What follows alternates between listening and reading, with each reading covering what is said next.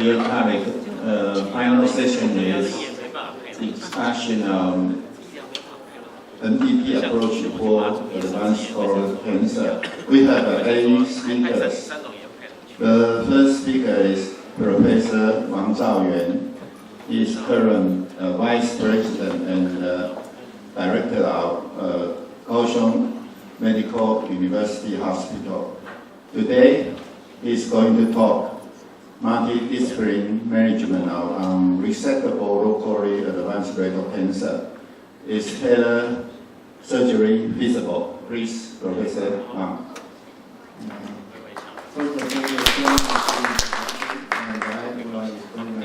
thanks for the community right here. I'm talking about the NDT, the unresectable initial local advanced cancer.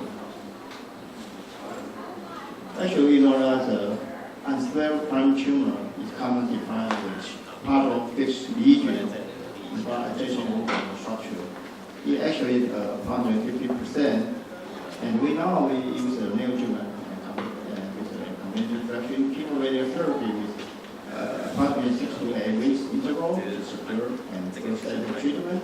However, this kind of treatment are not certified because the tumor remains unresectable in about 50%. Just to review the NCCN guideline, you can see here. So the NCCN in the new version added the new chemotherapy focus in the treatment because the convention CRT with 5FU are often identifiable as treatment for CT4 tumor, which high risk of the development of local and distant metastasis. This is so we're trying to find out the new weapon, such as electrotomal therapy. That's a lot of actual heavy kind of device to combine with capecitabine for the treatment of low advanced cancer. That's our data from our hospital. You can see here the partial complete response rate is remain 40%. So the new weapon do not improve the result, but actually increase the persistence compared to conventional radiotherapy. I actually cleared include some clinical cases. The first one is 32-year unmarried female trying to get married the next day before it comes to my OPD. If a non cranky can ground school and convey for 2 months, and CA level 74, and the first CT was good, and colposcopy is 3 centimeter by emerging. The tumor movement and stenosis. So, when consider young female with colon cancer, we need to undergo intensive treatment, swab well to preserve the sphincter and the vagina, because the tumor is very invasive to the vagina. Patient present with this kind of lesion. So far, the primary treatment goal for this patient, tumor downstaging and subsequent rectal resection, and the second goal, sphincter and the vagina preserving. So we can see the huge tumor here, very invasive to the vagina. So we change the treatment policy with the focus chemotherapy and added radiation in the same time. After 7 weeks interval, evaluate CT again. I think from the colposcopy, the tumor is shrinking. However, the tumor remains invading to the vagina. Because the tumor, the patient wants to preserve the vagina, so the next, we continue again, introduce the focus chemotherapy again, additional 4 cycles. Became the tumor significantly after additional 4 cycles of chemotherapy. So we can see here, the tumor is clearly defined from the vagina. You can just see CHN here. Before the treatment, the CA level is normalized. So we perform the robotic surgery for this patient. Because of the time limit, I'm going to show the video today and do the coronal anastomosis with the interstitial dissection and the prostate stone. We use the natural orifice filtration from the anus and anastomosis in the anus area. So the partial response is complete response. And the superficial and the mesenteric margin also are involved. Tumor location is only 1 centimeter from the distal resection margin. And later, the colostomy takedown and Today, in approximately 2 years, the patient get married in April this year. The second case is 65 years old. Male, the penile tumor for about 1 year before he comes to my B4BD. It's actually a T4B N2 tumor, which the rate is tending to a surrounding tissue. You can see here a huge tumor here, and actually the tumor is outside the anus when it comes to my OBD. So we also use the FOLFOX treatment, and this patient waiting, the interval is 20 weeks.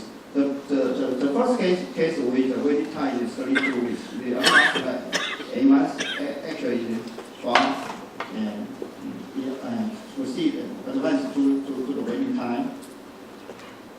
We can see the CA level here from 240 to 2.9 before the operation. So we can continue between after the DCRT, we perform the APR with grafts and my cutaneous graft to have the defect repaired. The third case is 64 years old male patient, and he just found a tumor. I have the examination. The tumor is rectal cancer, 3 centimeters from anniversary. Also T4B, because the tumor is prostate invasion. Because the patient had the first time treatment in the hospital, just use the CCRT plus the ORA, UFR, and the 25 long-course radiotherapy. So because he visited my hospital for a second opinion, so I suggest this patient, because when I performed the examination, the tumor remained invading to the prostate, so I suggest additional 2 cycles of FOLFOX will be benefit for this patient. So you can see here a tumor that invaded the prostate. Again, before this is a CT scan before we come to the hospital after the CCRT. So after additional chemotherapy, the tumor is margin-free. So the patient again received a robotic surgery, which is three-body prostatectomy with colorectal and the sphincter dissection and the T-colostomy. And the patient had T-colostomy closure in this month. The fifth case is 62 years male patient with hematuria for 1 month. We performed our urologist. The genotyping is 68. I will explain this later. Because the rectal squamous colon cancer, the T4 invasion related to the bladder invasion. So you can see a huge tumor here. The bladder invasion to the bladder. So if we perform the operation, I think this patient did not have the opportunity to preserve the UV bladder.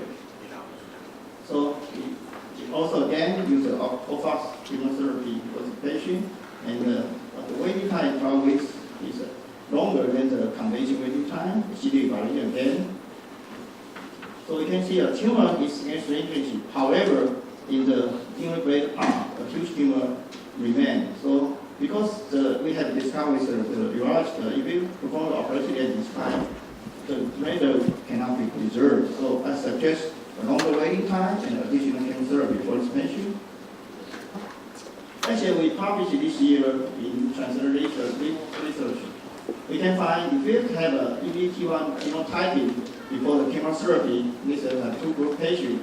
With the dose escalation group is no dose escalation group. You can see here, the dose escalation group has a significantly higher response rate, about approximately 60% compared to the 46%. So in this case, when we see the dose escalation. So the dose is because the wild type, so we dose escalation. Additional, inotecan to the 240 milligrams per square meter. So the waiting time here, again, is approximately 8 months after the DCRT. Second, again, the skin shrinking tumor in the bladder region. So the patient received the LAR combined with partial cystectomy, so can preserve the UV bladder.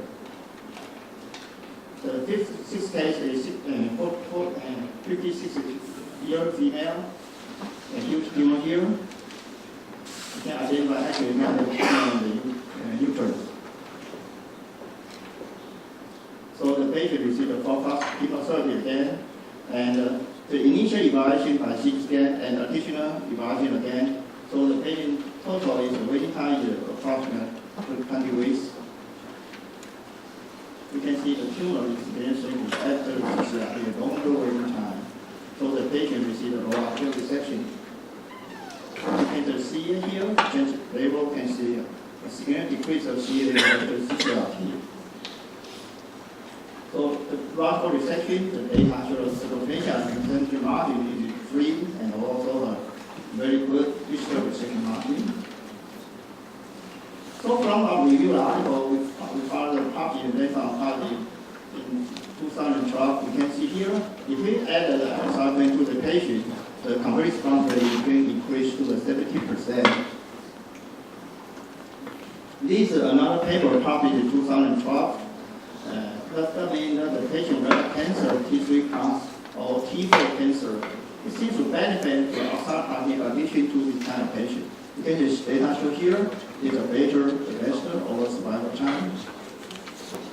Also again, when we compare to the different kind of treatment, neoadjuvant treatment, the added oxaliplatin has the best radical resection and also CRM and also the best downstaging compared to the capecitabine only or 5-year only bolus. This is our study we published this year. We use the different phenotyping and can predict the response before the CCRP. When the patient treated with the propionate-based chemotherapy, we can identify from the gene chip if the patient is a response or did not have a response. What you can see here, in the different parameters we found to find if this parameter is correlated to the patient the response or an adverse non-response by the CCRP. You can find the gene chip has the prediction value and a significant p-value here. So again, we reviewed the article that published in 2012. The data showed a correlation of longer delay to surgery after the completion of CRT and also achieving pathologic complete response. And another published in 2012, they divide the patient into groups. The first group just chemotherapy and TME 6 weeks later, and the other group will add 2 additional cycles for chemotherapy, just like our patient. They will have longer waiting time. The complete response rate actually is better in the second group. This is another study that phase 2 and G is presented as a neoadjuvant-based capecitabine plus chemotherapy therapy. There are 22 cases, and the patient also received a genotyping, and the waiting time is around 7.4 weeks, and the long-course radiotherapy. They have the capecitabine and here immunotican 200 milligrams per square meter. Actually, they find that the patient, if just like our study, the patient have a mutated UGT1, T1A1, the patient will have the highest of grade 3 and 4 neutropenia, fever, and sepsis. And actually, after the genotyping, the pathologic complete response rate can achieve to 33%. Actually, it's higher than the conventional study here. And this patient can have a very excellent result of 3-year disease-free survival is 75%, and the local region control rate is 100%. So this is a prospect study. I think it's a very interesting study.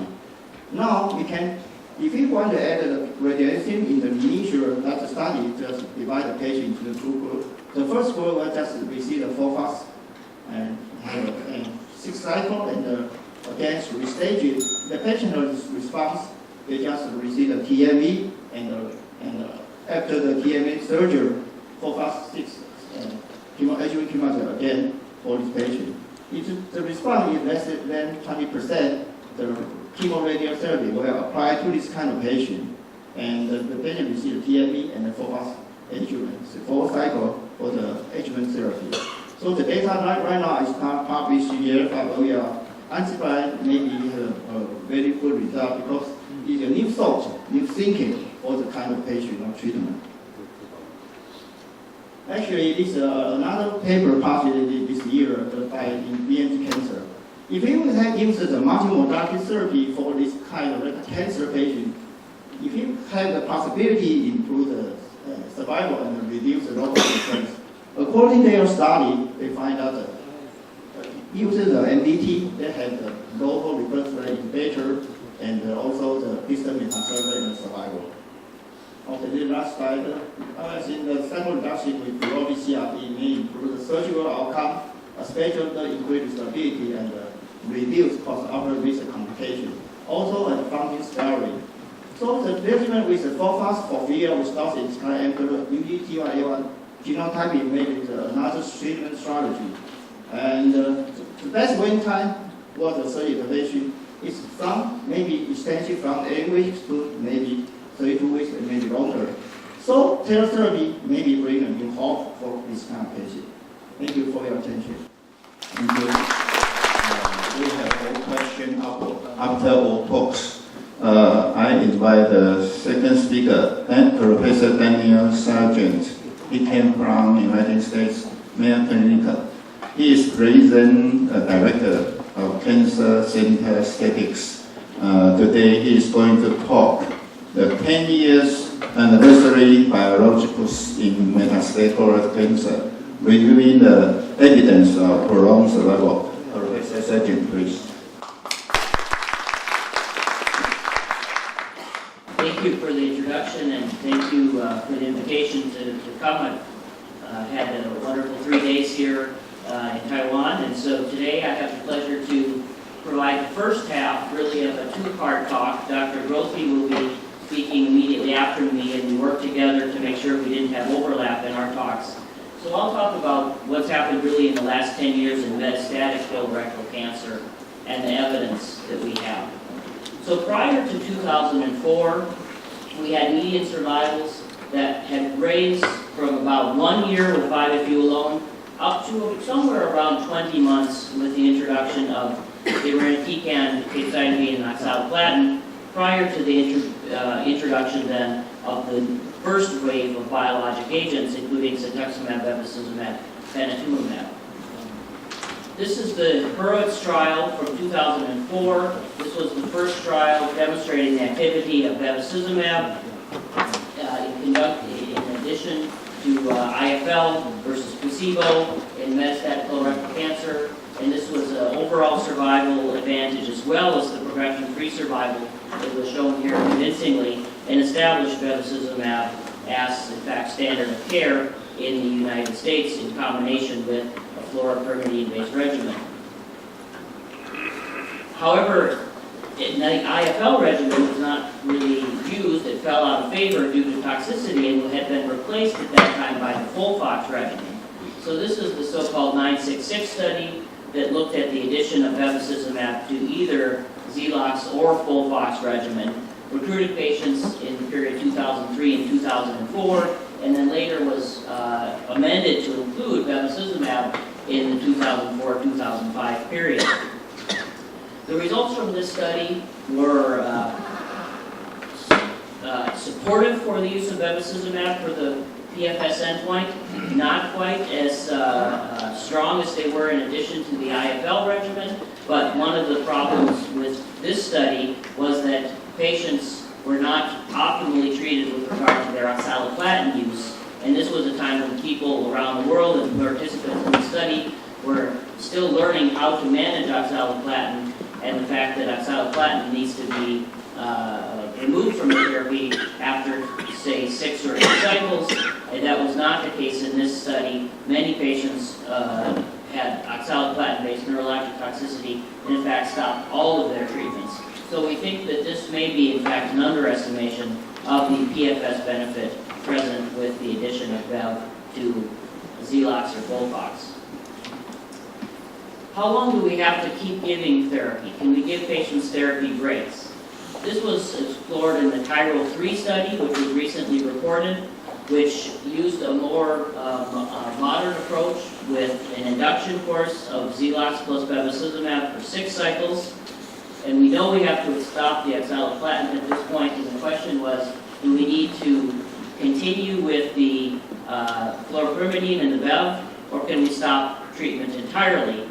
The primary endpoint of this study was called PFS2, which was the time until the progression after reintroduction of chemotherapy and Bev after an initial progression when the after the oxaliplatin or the FU had been eliminated, and it did meet the primary endpoint for benefit of continuing some maintenance therapy over a complete break of therapy. For PFS2, it was not significant for the overall survival endpoint. It was not powered for the overall survival endpoint. This is the PFS data for the usual PFS1, which of course we would expect would be enhanced by continuing to give the therapy as opposed to a complete therapy break. An additional recent study looking at the addition of bevacizumab to chemotherapy was the so-called TRIBE study, which looked at the addition, whether bevacizumab could be used with the Italian Falconi regimen of FOLFOXIRI, giving all of the cytotoxic chemotherapy with bevacizumab. And this was shown in this study that it was both tolerable, and the FOLFOXIRI did provide a benefit in terms of the PFS, which again was the primary endpoint in this study. I'll talk at the end about why we're using PFS as the primary endpoint for all of these studies. And one subgroup in particular that looked to particularly benefit from the FOLFOXIRI treatment was the BRAF mutant patients. We do recognize that this is a very small group of patients, on the order of 5 or 7% of patients, but they seem to have the most particular advantage of the benefit of FOLFOXIRI, and this has actually been observed in other prior studies by this group as well, suggesting for this relatively rare subgroup of patients with very poor prognosis. These patients have median survivals in the range of 1 year. If they don't, with standard therapy, that the FOLFOXIRI regimen, with or without BEV, probably with BEV, looks to provide meaningful advantage to these patients. What about bevacizumab following progression on an initial bevacizumab regimen? So this was the so-called TML study for patients who had received bevacizumab in first-line therapy, were randomized to either continue bevacizumab as part of their second-line therapy or to not have bevacizumab as part of their second-line therapy. The chemotherapy was switched. If they were on an oxaliplatin-based regimen originally, they switched to a irinotecan-based regimen, but the randomization was between continuing or not continuing the bevacizumab, and this was shown to have an overall survival advantage for the continuation of bevacizumab-based therapy after first-line bevacizumab use. This was the overall survival primary endpoint. These data were supported by the so-called VELUR study, which looked at aflibercept, another anti-angiogenesis agent, and they found that adding aflibercept to FOLFIRI in MCRC did result in significant OS advantage. In fact, and it was independent of whether the patient had originally had bevacizumab-based regimen in the first line or not, and it was superior for both overall survival and progression-free survival. So the conclusions from up to about 2014, present day, with regard to anti-VEGF therapy, is that the duration of therapy does matter, that treating to progression, of course, drop the oxaliplatin if you're using a FOLFOX regimen. In Taiwan, we know FOLFIRI is a standard first-line regimen. That treatment to progression is important.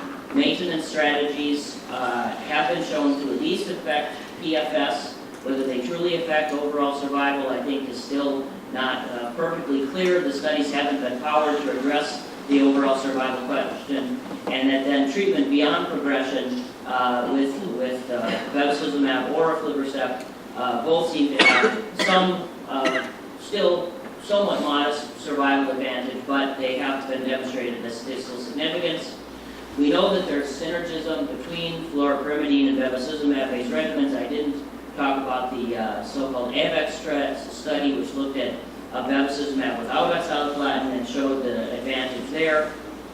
We can't really distinguish between aflibercept and bevacizumab. They seem to have a similar activity, but aflibercept certainly has substantially enhanced toxicity, and so there's not really any particular reason to think about using aflibercept, I think, in this setting, and it is combinable with FOLFOXIRI as well.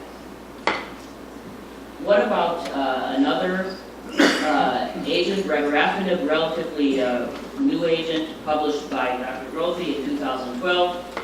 It has anti-angiogenesis factors and probably works through some other mechanisms. This was the so-called CORRECT study in last-line therapy and demonstrated an advantage in the primary endpoint of overall survival, 6.4 months versus 5.4 with a hazard ratio. As we discussed in our workshop yesterday, the hazard ratio was a good overall measure of how separate two curves might be, and we see an impressive, modestly impressive hazard ratio in this instance, 0.77. This is the so-called RECORE study, TAS-102. This is not a biologic agent, but because we're talking about last-line therapy, this was a study recently reported, conducted primarily in Asia, and they also demonstrated a survival advantage with this TAS-102 versus placebo in the last-line setting.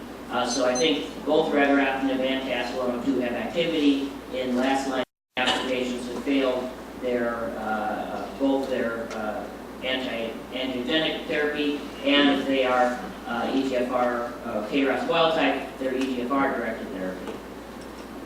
So let's talk about EGFR therapies. This is another class of agents that includes panitumumab and cetuximab.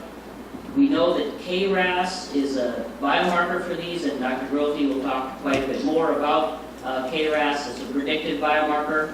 We saw this first in 2008, so getting to be some years ago now, but that in the patients treated with panitumumab, that KRAS clearly was a predictive biomarker that patients who had mutated KRAS, and now, of course, that has been expanded to enhanced RAS testing with additional mutations in KRAS, other exons, as well as NRAS, that the patients with wild type are the patients that have the possibility of benefit. Of course, not all patients still benefit. This was in a last-line setting.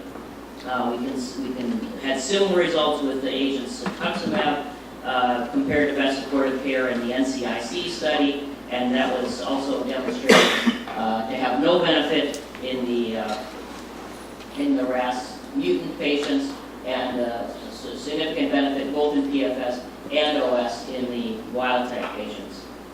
The CRYSTAL study of Eric Van Cutsem took these agents, cetuximab, into first-line therapy, a very large study, 1,200 patients, and they demonstrated, this is with the wild-type patients with wild-type KRAS tumors, that we have an overall survival benefit, as well as this is PFS benefit, but also overall survival benefit in these patients. So in terms of first-line therapy, I think there are two competing approaches, and Axel will talk about the newest data that helps maybe or maybe not distinguish between these two approaches. We have chemotherapy with EGFR monoclonal antibodies in the all RAS wild-type patients, and chemotherapy plus bevacizumab, which appears to have activity regardless of RAS mutation status. So with these new agents, and in particular with the appropriate use of all agents in sequence, repeating therapies, in fact, with upon progression re-challenging, the new last-line agents, including regorafenib, with use of bevacizumab beyond progression, we now are achieving overall survivals in the range of 30 months. So I'd like to turn briefly about how we're going to do trials in the future. We know that OS is at or exceeding 30 months, although our first-line PFS has been very stable at 10 months. So what this means is that there are many therapies that are going to affect the outcome of patients beyond what they get in any single line of therapy, which makes our trials very challenging, because the ability for any single therapy to improve overall survival will be limited because of all the other therapies that patients will receive, and will be confounded by potential benefits of those therapies. This is just published data on the association between progression-free survival and overall survival in first-line metastatic colorectal cancer. We see that there is an association, but it is not, unfortunately, a terribly strong association. I think the reason for this is that when you're only affecting the first line of therapy, that all of the other lines of therapy add noise to this system. And there have been simulation studies that have shown once post-progression survival is longer than initial survival, you will not be able to actually have strong surrogate analysis. That doesn't mean PFS is a bad endpoint. I think it means PFS is even a more important endpoint, because now that overall survival is so long, we're not going to be able to wait 30 months to do our trials. We will end drug development in this area if we require OS endpoints, because A, it will take too long, and B, it's not realistic to, in fact, affect OS in a major way when you're only changing one line of the therapy. In addition to endpoints, we now need to think about doing trials differently. So-called umbrella trials, which are under development and in fact underway. This is the FOCUS 4 trial, and being performed in the UK. We will be pursuing a similar strategy in the US, and other companies are pursuing this, where patients are initially tested and then stratified into marker-dependent groups with independent randomizations within each of the biomarker-based groups. This allows us to test multiple agents at the same time in a rational manner, and this is something that's being pursued in colorectal cancer as well as many other diseases. So conclusions for future trials, I think we do have to think about different endpoints, and we have to think about different trial designs. We should still be rigorous about our approach and randomize whenever possible, and trials will become smaller in the future. Our tumors are becoming rare by genetic mutation and genetic subtyping, and we do expect larger treatment effects when we are able to rationally define our therapies. So with that, I thank you very much, and we'll have the next speaker. Thank you, Dr. Joe.